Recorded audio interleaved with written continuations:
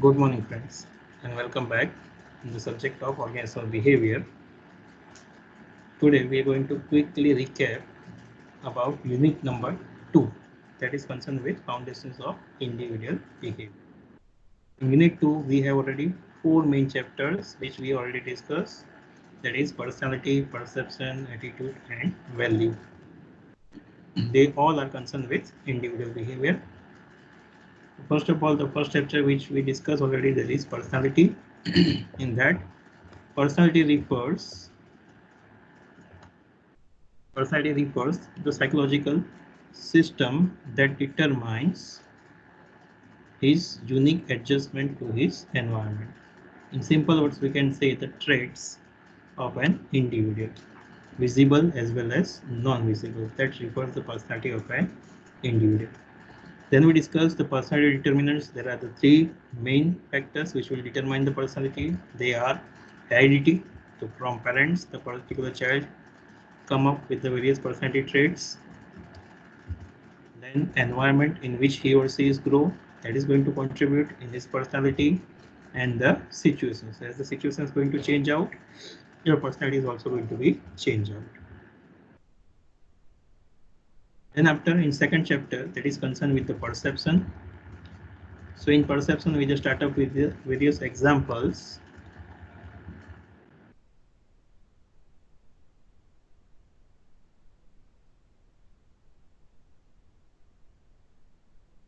Then we just see the meaning of perception. The perception is the process by which individuals organize and interpret the sensory impressions in order to give the meaning to their environments. Okay, as a human being, we just get the various sensory inputs with the help of eyes, nose, tongue, skin, ears. So based on that, your mind is going to get the various inputs, and it is just like a working like a CPU. Get the inputs, process it, and try to create the one pictures for you. So your mind is going to show the one pictures you, okay, what is happening in front of you. That is called perception. In simple words, we can say the way of looking the things. Then important question we just see, that is factors that influence the perception. So we just see that there are the three main factors which is going to influence your perception. That is factors in the context of perceiver, factors in the context of target, and the factors in the context of situations itself in which you are going to see the particular things.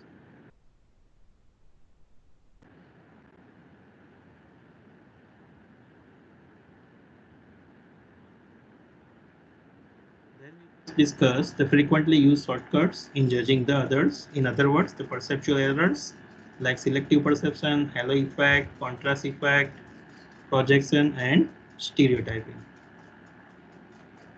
and its implications from organization's point of view. And lastly, we discuss about the perception and individual decision making. Okay, your perception is going to influence your decisions, your way of looking towards the problem, its probable solutions.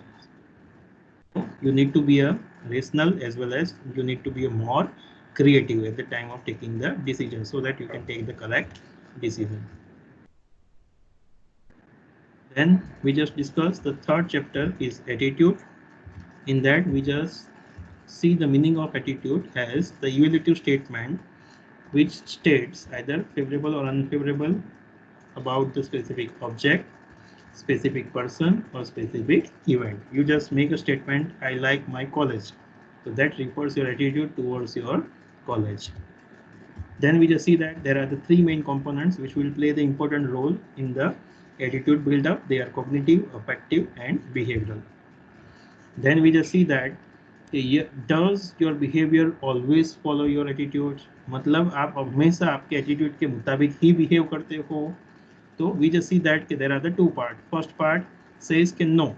In some of the situations, there is a dilemma, there is a gap where you just behave totally differently as compared to your attitude.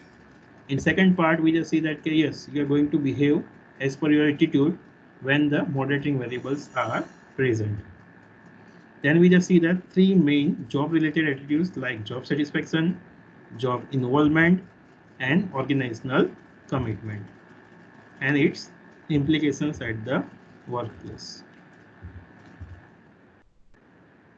And last chapter, that is value. In that we just see that the value is a basic refers your way of living the life. Value will provide a philosophical framework for an individual with the help of which he or she is going to decide what is good, what is bad, what is desirable, what is undesirable, what is ethical, what is unethical. कि भाई वो बंदे का psychological framework है जिसकी basis पे वो decide करेगा कि यस कि भाई ब्राइब लेना अच्छी बात है कि नहीं है. Then we just discuss the various examples of values in our life. Then importance of value. Then characteristics of values. It's a part of culture. It is learned responses. It is inculcated in the human being. It's a social phenomena. You have the gratifying responses, and it's a adaptive process. So culture is adaptive, and your values are also going to be adaptive. And being a one human being, you are going to follow the intensity attributes. Means you are going to have the values through which you are going to be influenced. That values only you are going to follow in your life. Then we just see the difference between the value and attitudes.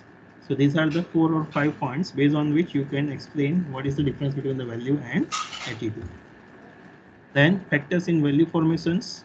So these are the main factors, or in other words we can say the sources in value formations, like value from the institutions, organizational values, peers and colleagues, work and career, and professional codes. So they are going to be one of the source for values at the workplace.